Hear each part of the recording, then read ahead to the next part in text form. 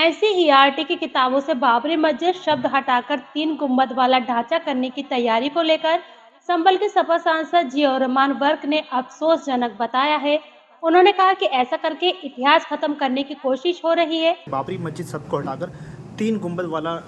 किया गया जा रहा है, उसको लेकर क्या कहेंगे? ये अफसोस की बात है कि जो हमारा इतिहास है कि जो उस टाइप की बात को ला कर करके तो उसको ख़त्म करने का प्रयास किया जा रहा है, और जो बाबरी मस्जिद का मसला था उस शब्द को हटाने का कोई मतलब नहीं बनता है। और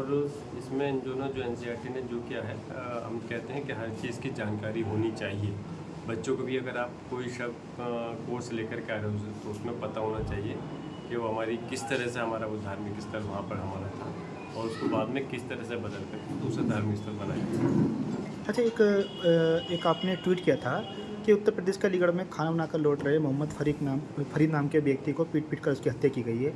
तो ये मामूली की घटना जो हुई है उसके लेकर क्या कहेंगे? मैं ये कहूँगा कि इससे पिछली वाली सरकार के अंदर भी भारतीय जनता पार्टी सरकार में इस टाइप की घटनाएं एक आम बोल चली गई थी, उनका प्रचलन चल रहा था,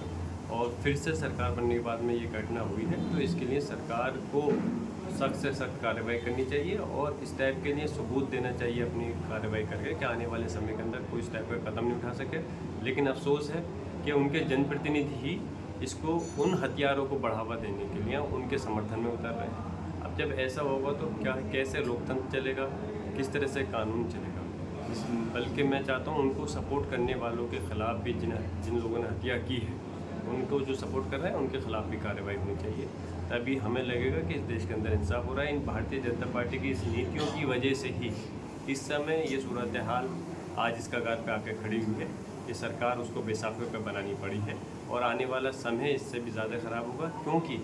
मुसलमानों के अलावा दूसरे समाज के लोग भी चाहते हैं कि सिर्फ राजनीति अब इस चीज़ पे नहीं बल्कि विकास के मुद्दों पर होनी चाहिए और इस देश को आगे बढ़ाने के लिए करनी चाहिए। तो जो अलीगढ़ की घटना है बहुत शर्मनाक है, और उससे कहीं ना कहीं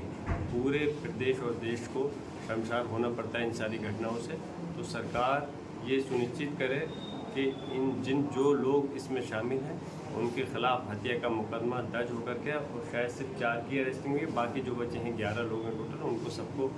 कार्रवाई होनी चाहिए, और जो उनमें मदद करने वाले उनके खिलाफ मुकदमा।